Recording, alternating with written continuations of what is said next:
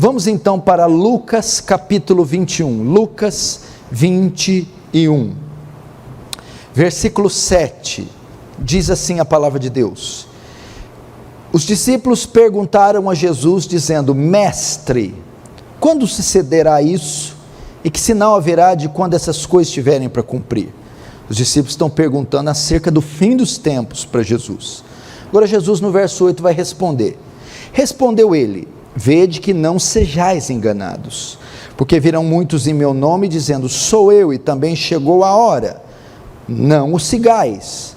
Quando virdes falar de guerras e revoluções, não vos assustei, porque é necessário que primeiro aconteça essas coisas, mas não o fim, mas o fim não será logo. Verso 10, então lhes disse: levantar-se-á nação contra nação, reino contra reino, haverá grandes terremotos, e presta atenção aqui na próxima, epidemias e fome em vários lugares, coisas espantosas e também grandiosas, e também grandes sinais no céu. Agora volta comigo em Mateus 24, Mateus 24,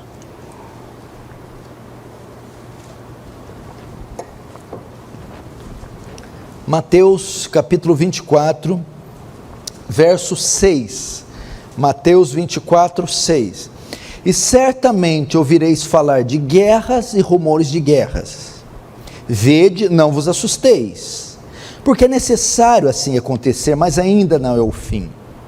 Portanto, se levantará nação contra nação, reino contra reino, haverá fomes, algumas bíblias aí está também pestes, e terremotos em vários lugares. Verso 8, porém tudo isso é o princípio das dores. Deixa aberto aí, fecha apenas os olhos, vamos orar. Pai Santo, mais uma vez nos colocamos diante de Ti, diante do Seu trono, da Sua grandeza, da Sua majestade. Nos achegamos e nos humilhamos, cônscios dos nossos pecados, da nossa pequenez, da nossa insignificância. Quem somos nós? O que é o homem? O Senhor conhece os pensamentos dele e sabe que são pensamentos vãos. Como diz o Salmo, Senhor, 39, faz-me ver a soma dos meus dias, quais são, para que eu saiba quão frágil eu sou. Por isso recorremos a Ti. Tem misericórdia de nós, somos fracos, assiste-nos, ajuda-nos, sê propício a nós, mesmo que imerecidamente. Nesse tempo de crise, nos guarda.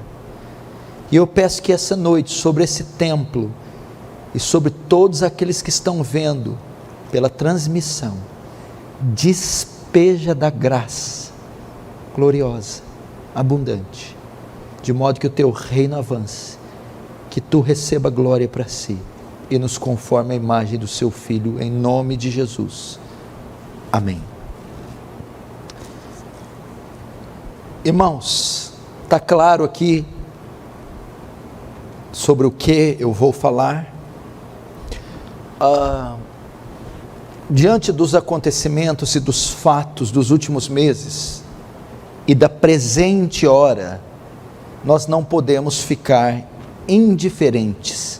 Nós temos que questionar, à luz da Escritura, o que é que está acontecendo. Nós estamos neste exato momento, nesta exata hora, nesse exato minuto, nesse exato segundo, imergidos em uma crise de escala mundial e global no que diz respeito a uma epidemia e a abrangência dela. Então nós não podemos ignorar um sinal, um evento dessa grandeza, dessa proporção. A nossa geração nunca viu algo assim, nunca experimentou uma crise tão devastadora, tão intensa, tão extensa como essa. Nós estamos há mais de 4 meses presenciando uma epidemia que se tornou uma pandemia, um surto que não tem data determinada para terminar. O fato é, olhe para vocês, olhe para o lado, vocês estão com máscaras, isolados uns dos outros, em um número bem reduzido, e ninguém nem sabe responder por que é que estão fazendo isso. As potências batendo cabeça, sem saber o que fazer. Um vírus que tem desafiado até o presente momento a ciência, a medicina, tem desafiado os infectologistas, todos os profissionais de saúde. Não há cura para essa peste, para essa epidemia. Ela está fazendo milhares e centenas de milhares de vítimas em toda parte do mundo. Já são quase 500 mil, ou passou de 500 mil de mortos em todo o mundo. Juntamente com isso, um colapso financeiro que só está no início, sem precedentes. E muitos especialistas dizem que o colapso financeiro matará muito mais gente do que o próprio vírus em si. Os jornais não publicam outra coisa. Os canais de TV não falam outra coisa. As mídias sociais não divulgam outra coisa, senão o coronavírus. Os mortos que ele está fazendo. E todos os desdobramentos. As nações estão em pavor, estão amedrontadas, as pessoas estão trancadas nos seus lares, desmaiando de terror, devido ao tamanho do mal causado por esse vírus. Ele é extremamente democrático, ele atinge os ricos, mas atinge também os pobres, atinge os grandes e os pequenos, os brancos e os negros, atinge velhos e atinge também os jovens. Nós estamos diante de algo extraordinário, e a pergunta que fazemos como cristãos, a nossa visão das coisas, ela transcende a visão da sociedade. A sociedade vê apenas aquilo que é físico, material, aquilo que é previsível. A igreja foi dotada de um sentido maior, e ela vê além da matéria, além dos prognósticos científicos. Ela vê também de forma escatológica, espiritual. E a pergunta é: o coronavírus é um sinal do fim dos tempos? O coronavírus é um sinal do retorno de Jesus? Esta crise que nós estamos vivendo neste exato momento, ela tem alguma significância escatológica? Ela tem alguma relevância bíblica, teológica? Ela é mais uma peste, ela é apenas mais um evento da sociedade, ou ela deve ser levada a sério?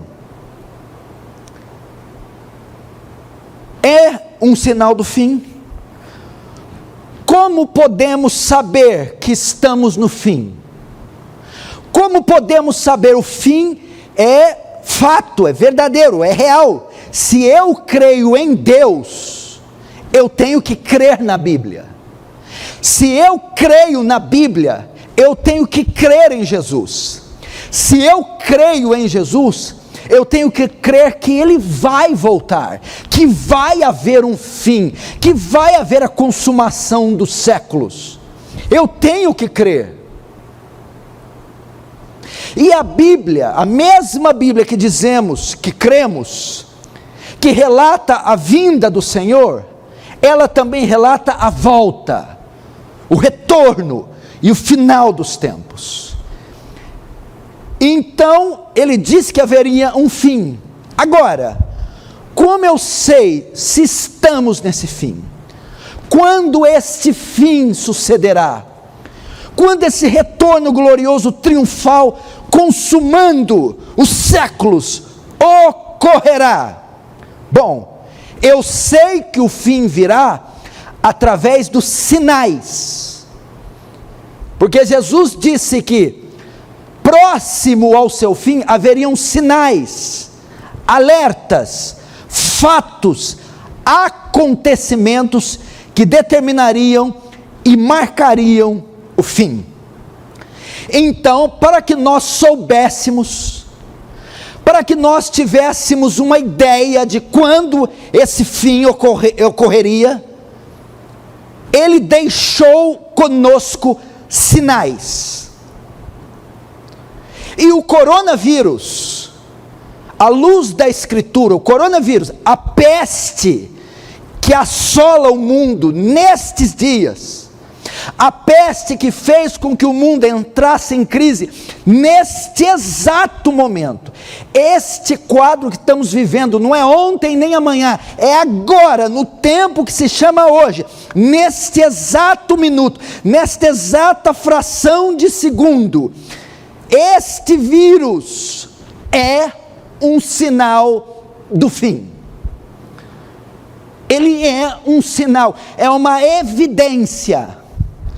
Porque em Lucas 21:11, na lista dos sinais que precederiam, marcariam o fim, está epidemias. E desde que o mundo é mundo, por causa do advento do pecado, da queda, o mundo é marcado por epidemias. E tivemos várias na história: gripe espanhola, peste negra, recentemente gripe suína, gripe aviária, H1N1, ebola, a peste do HIV. Entretanto, nós nunca tivemos uma peste com estas proporções. E eu não falo da letalidade, porque o coronavírus, ele não é tão letal, ou seja, o poder de fogo, de morte dele, não é tão grande. Mas o poder de contágio, e o poder de mobilizar, paralisar o mundo inteiro ao mesmo tempo, é algo jamais visto. Jamais visto. E nós nem podemos ainda fazer um diagnóstico preciso, porque ainda não acabou. Não sabemos ainda aonde isso pode chegar. Então, o coronavírus, essa pandemia, por mais que as informações estejam distorcidas, é um sinal do fim que não pode ser ignorado. Não pode ser ignorado. Entretanto, em qual categoria de sinais o coronavírus está, para sabermos com precisão quando se dará o fim? Na teologia, na escatologia, há dois tipos de sinais do fim, duas categorias de sinais que marcariam o fim. São os sinais de certeza e os sinais de iminência, de proximidade. O que são os sinais de certeza? Jesus deixou sinais a respeito do fim, mas sinais que mostrariam a certeza que ele viria. É fato que ele vai vir. Esse sinal é uma certeza que o que ele prometeu, ele vai vir. Sinais de certeza. A segunda categoria, sinais de iminência. O que é iminência? É aquilo que pode acontecer breve. Sinais de iminência, sinais que a volta estaria bem próxima. Alguns sinais é que a volta é certa, ela virá, é uma certeza. Outros São sinais que este fim está bem próximo. Vai acontecer em breve. Chamados sinais de iminência. O coronavírus, ele está dentro dos sinais, por mais devastador que ele seja, está dentro dos sinais de certeza. Jesus diz: quando virdes todas estas coisas, tudo isso, quando virdes todo esse mundo de pernas para o ar, quando vocês virdes exatamente o que vocês estão vendo agora, quando vocês ligarem os jornais e assistirem, e verem o morticínio, o colapso financeiro, a disputa política, as mentiras, e o caos tomando a terra inteira, não vos assusteis,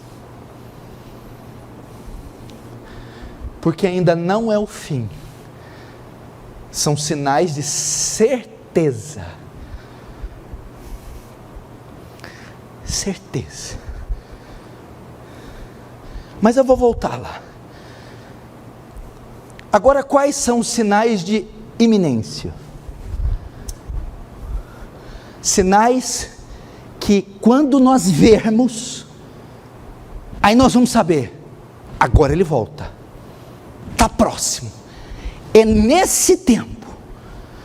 Tem 3 sinais de iminência, 3 sinais que quando nós vermos, ouvirmos, sentirmos, sabermos, então teremos certeza que ele está próximo, que o fim de fato chegou. São 3. Primeiro, é o sinal da apostasia. Os crentes de Tessalônica estavam com medo e tristes, pensando que Jesus já tinha voltado.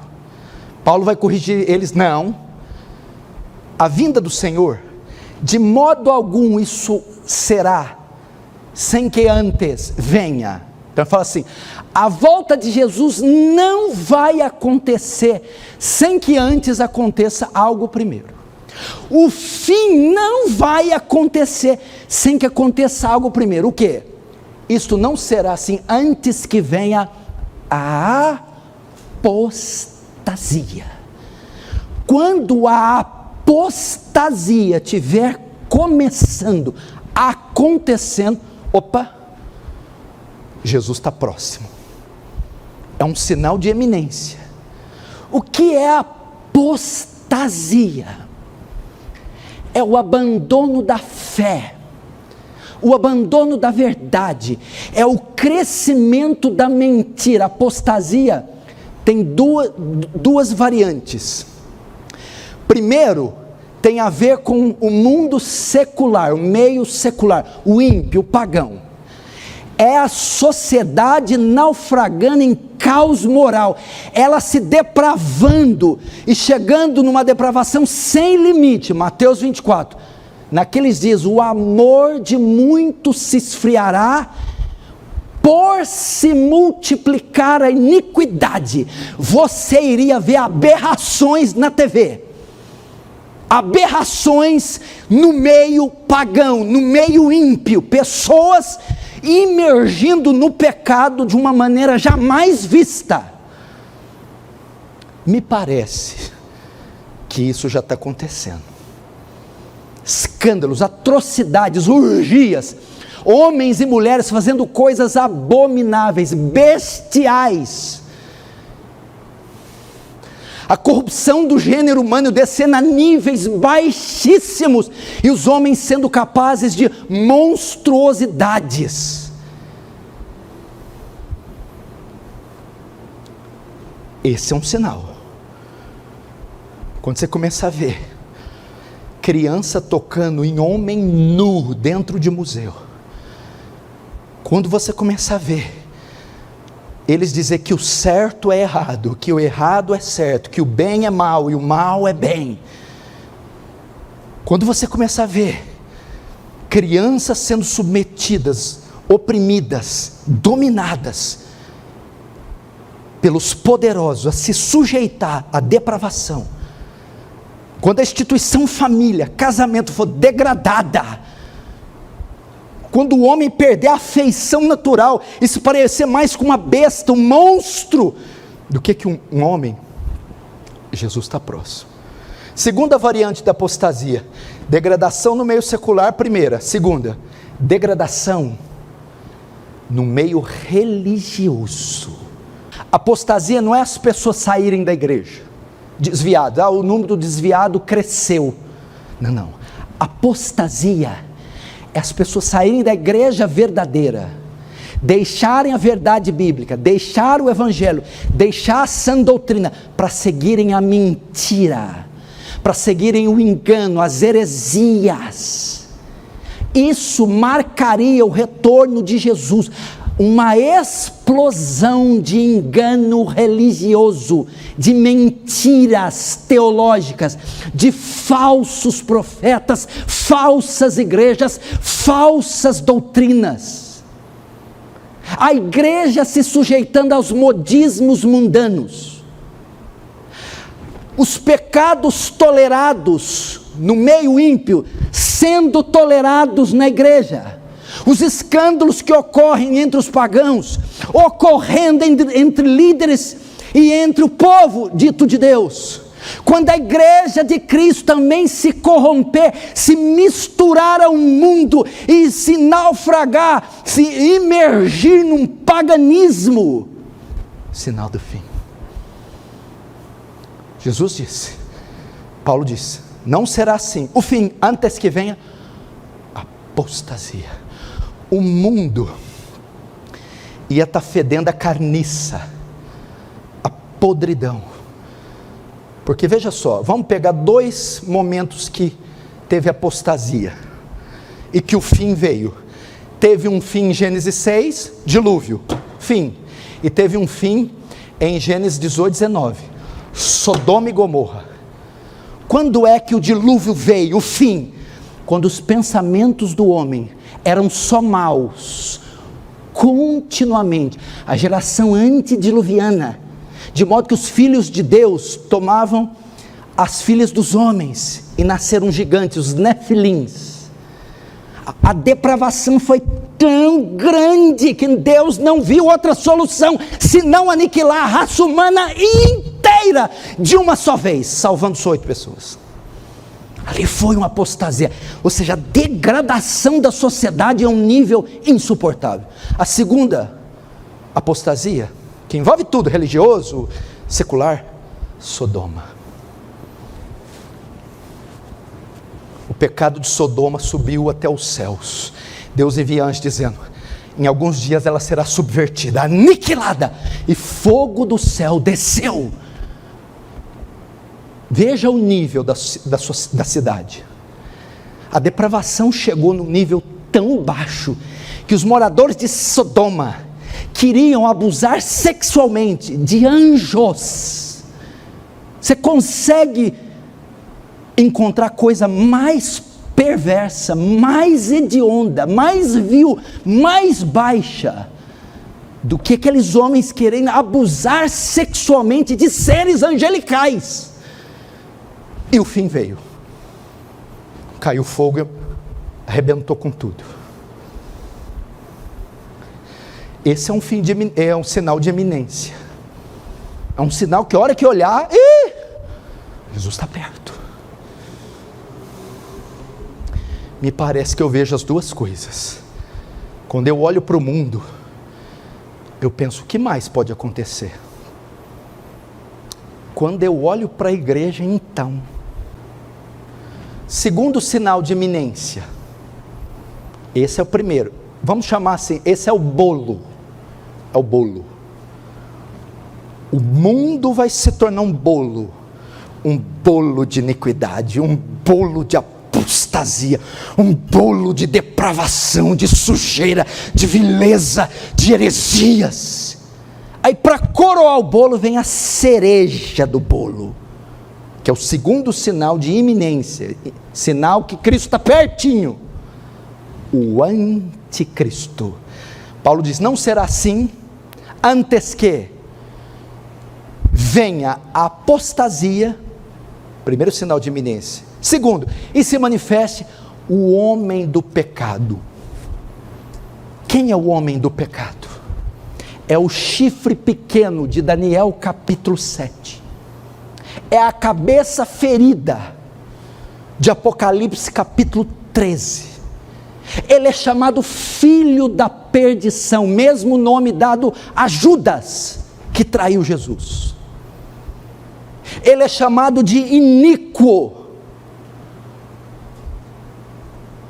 É o anticristo, uma figura que vai deter poder político e religioso ao mesmo tempo, e poderes estes de alcances mundiais e globais.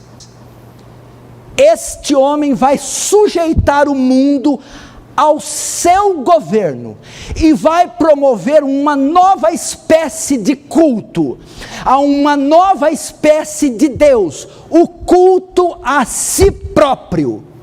Ele virá no poder, na eficácia de Satanás, fazendo sinais e prodígios para enganarem os que habitam na terra, e promoverá, meu irmão, e promoverá o registro, a marca do seu número e do seu nome, a marca da besta, na testa ou na mão.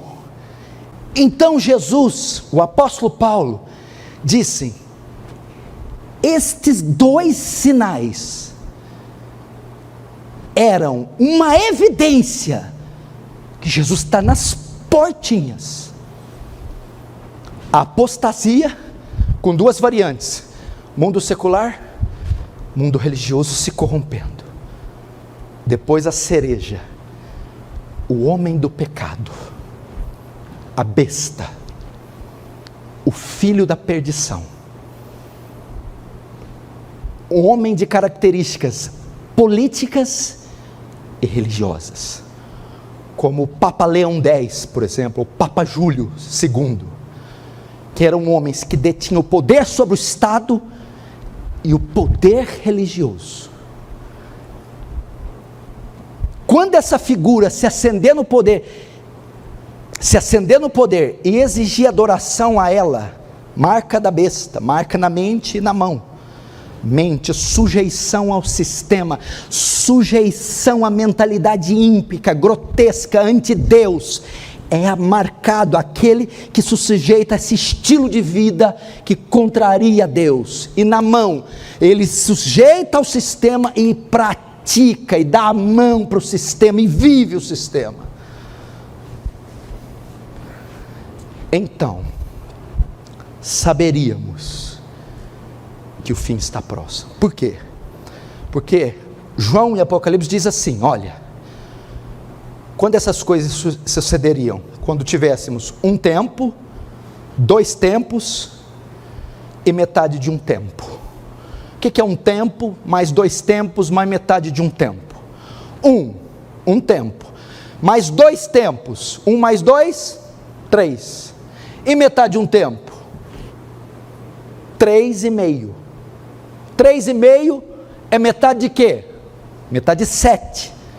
7 reporta para quê? Quantos dias temos na semana? Quantos dias? 7. Metade de 7? 3,5. Um tempo, 2 tempos, metade de um tempo. 3,5. O que esses termos dizem? Que, segundo Daniel, da sua época até o fim, a volta de Jesus dariam 70 semanas. Ele dividiu em 70 semanas. A última semana seria marcada com a volta de Jesus. A última semana deu início com a vinda de Jesus. E ela terminaria com a sua volta.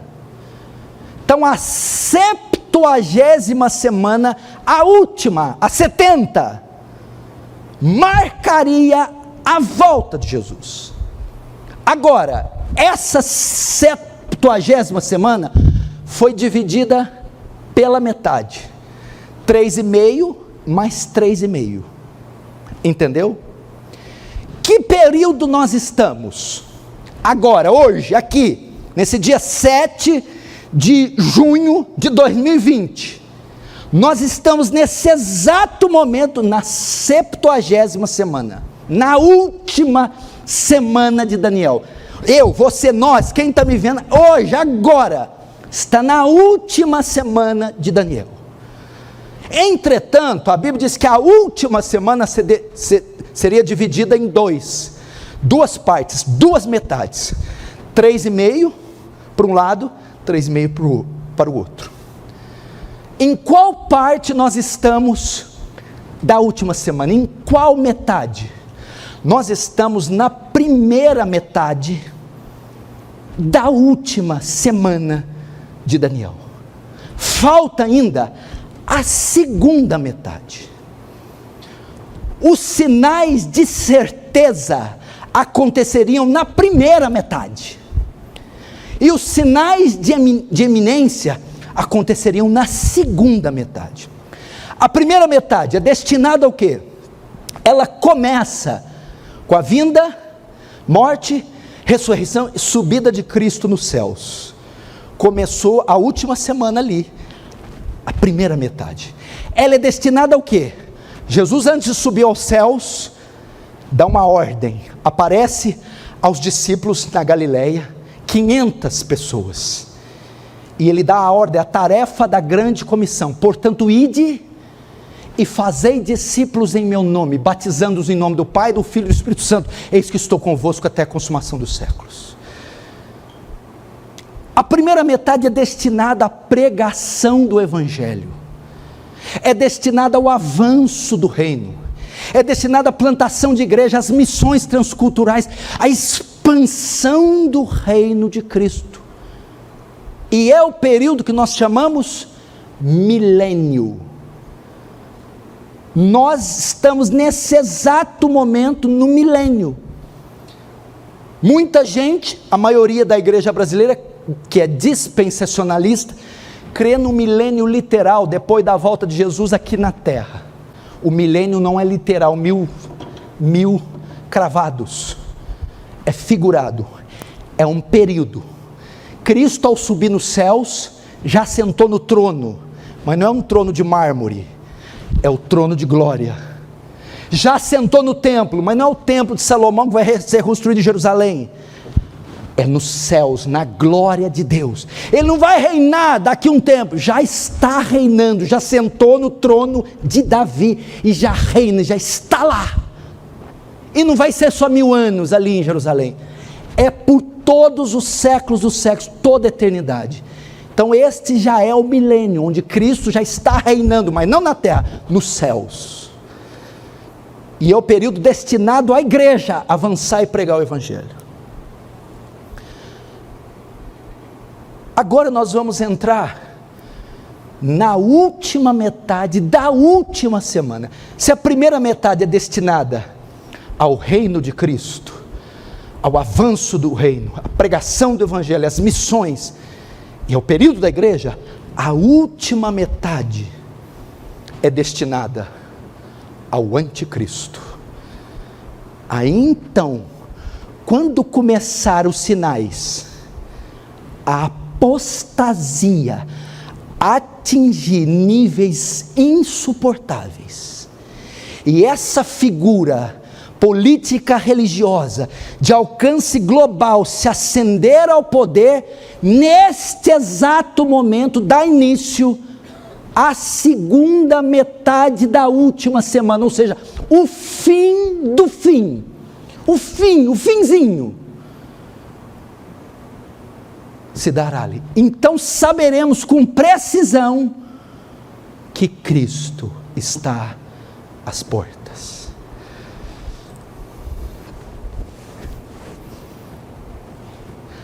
Agora,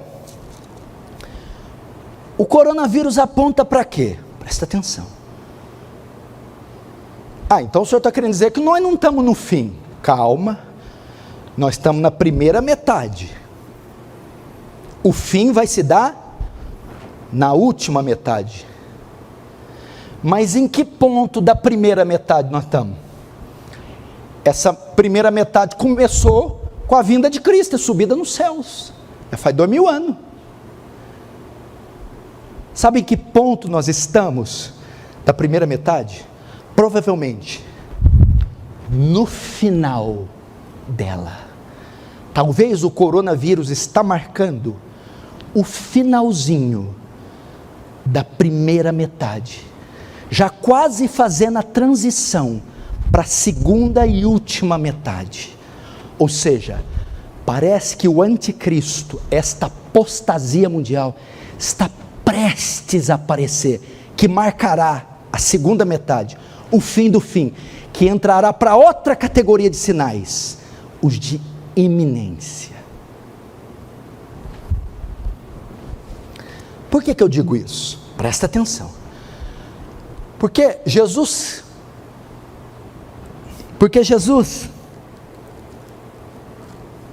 colocou o coronavírus na categoria de sinais de certeza. E ele disse assim: que sinais são esses? Quando vides todas essas coisas, ele disse, elas serão o princípio das dores. Isso que nós estamos vivendo agora pode ser chamado princípio das dores. O que ele quis dizer com isso? O termo aqui se refere a dor de parto. Fala de uma mulher grávida.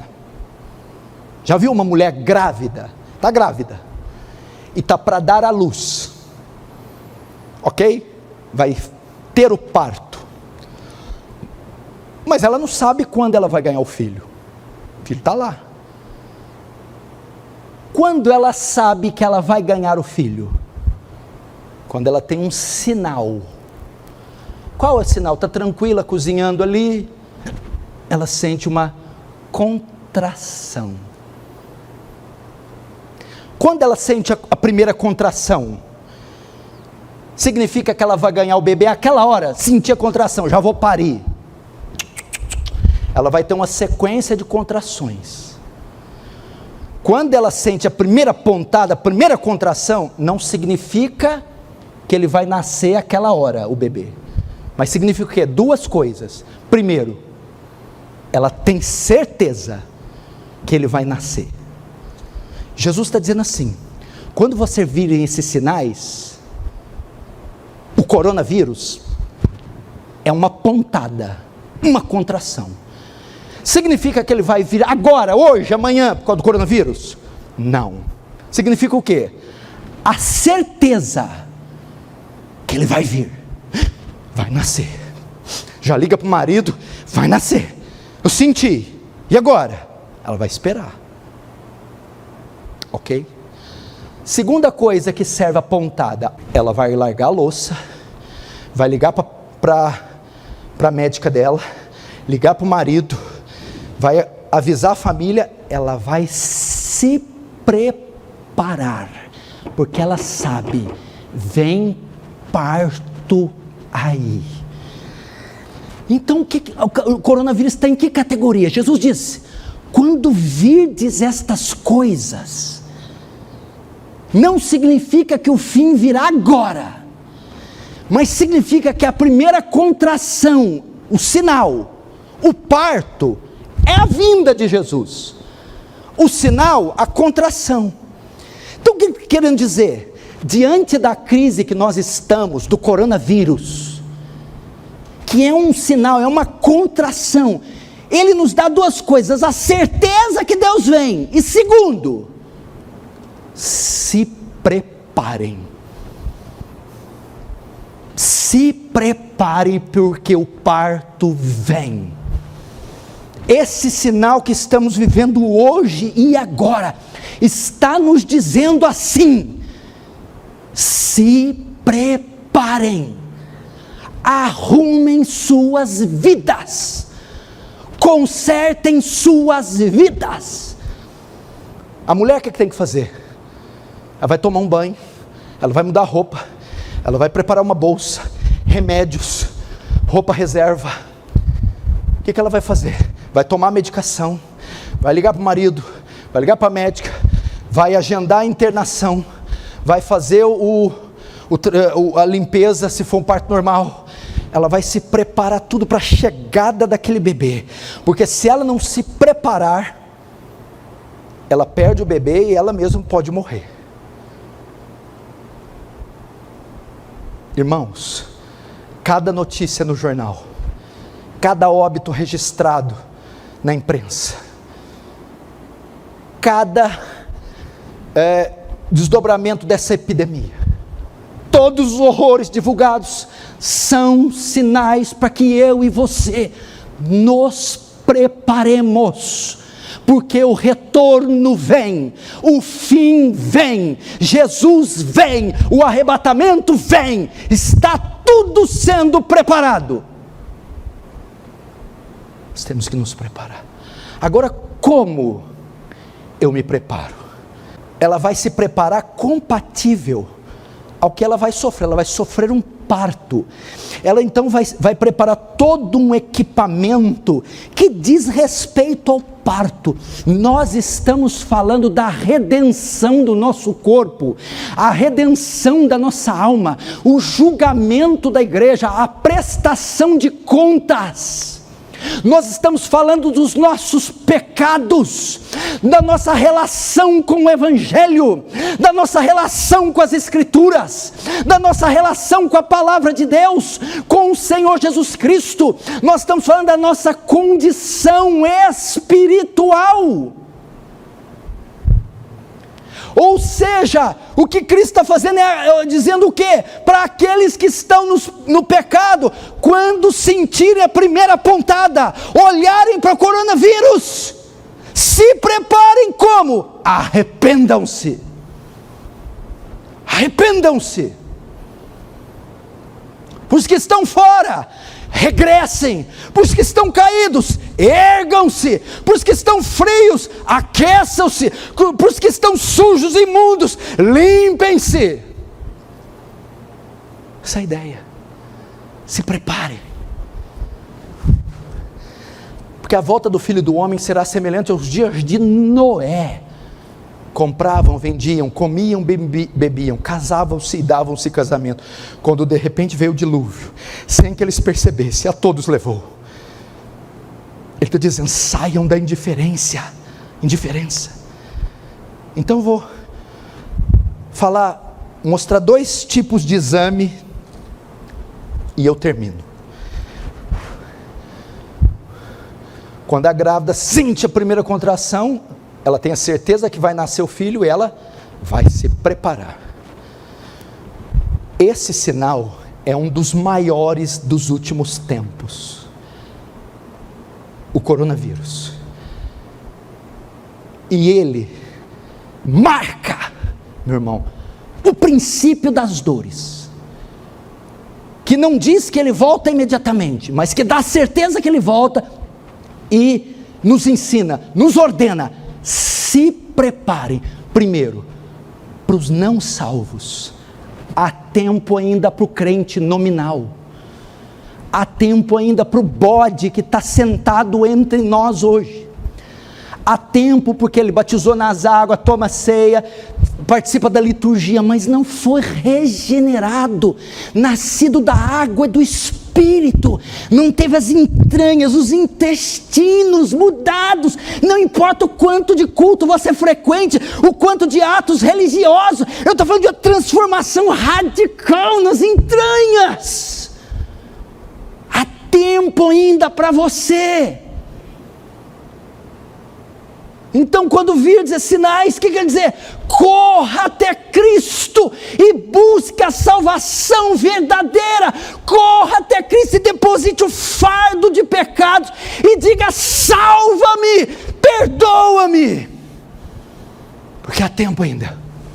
Não veio o parto, são só as contrações. Se prepare. E como eu me salvo? Cristo. Talvez você sempre teve ideia de salvação por obras, por atos, por feitos, pela sua condição. Não.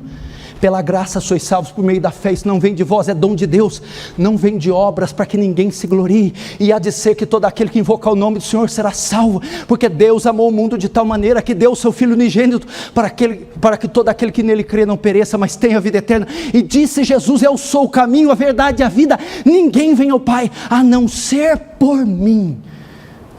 Corra para Cristo, e vá diante dele. Diz: é impossível um homem como eu ser salvo, eu sou imundo e mereço toda a ira de Deus no inferno, não há justiça, não há bondade, não há dignidade em mim, mas eu repouso aos pés da cruz, eu descanso nos méritos, na obra de Cristo, eu ponho a minha fé, a minha confiança na morte e ressurreição substitutiva para me salvar.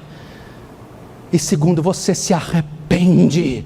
O que é se arrepender? Abandone o pecado, abandone o estilo de vida ímpio, abandone a maneira que você pensa, que você vê a vida e as coisas, volte as costas para o pecado, e se volte para Cristo. Você é salvo,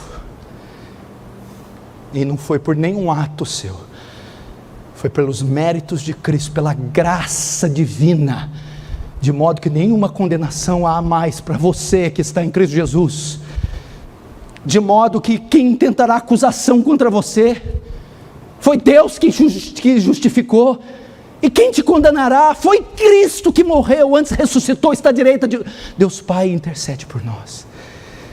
Nenhuma condenação pode estar sobre você. Então isso quer dizer, o se prepare para você, para a segunda classe. Esse não é o bode, não é o falso crente, não é a virginécia, não é o joio, está aqui no meio, que está me assistindo. Tem muito joio me assistindo, absoluta certeza. Agora, é para o crente verdadeiro, que às vezes está desviado, que está frio, que está fraco, sentindo-se culpado, caiu em pecados, que está vivendo uma vida em desacordo com aquilo que Deus pretendeu, que está fora dos desígnios de Deus, e que está vivendo uma vida à parte, aquém daquilo que Deus deseja para a igreja, para o seu povo. Eu vou dar duas palavras para você, duas palavras que dizem exatamente a respeito desse tipo de gente, que está fraco, oprimido, que está caindo, que está sem vigor. Escute o que Ele tem para você, que é filho dEle, que é eleito por Ele. Ele não esmagará a cana quebrada, nem apagará o morrão, o pavio que fumega. A cana quebrada fala de um crente machucado, fala de um crente ferido, fala de um crente oprimido, machucado, destruído. E Ele promete a você: eu não farei seu fardo mais pesado, não esmagarei a cana. Significa o quê? A misericórdia para você. Não se sinta culpado, não pense que eu não te aceitarei, que eu não te receberei. Venha para mim, volte a mim, exatamente como você está, e deposite seus fardos, suas dores, seus pecados, seus fracassos, suas frustrações. Você consegue ver palavra mais terna, mais amorosa, mais paciente, mais benigna? Não esmagarei a cana quebrada, não farei mais pesado seu jugo. Eu sei da sua condição, eu sei do seu estado, e eu não vim para culpar você, mas para restaurar. E a segunda, não apagarei o morrão que fumega. Fala do quê? De um pavio, chama, fogo, incandescência, exuberância, fulgor.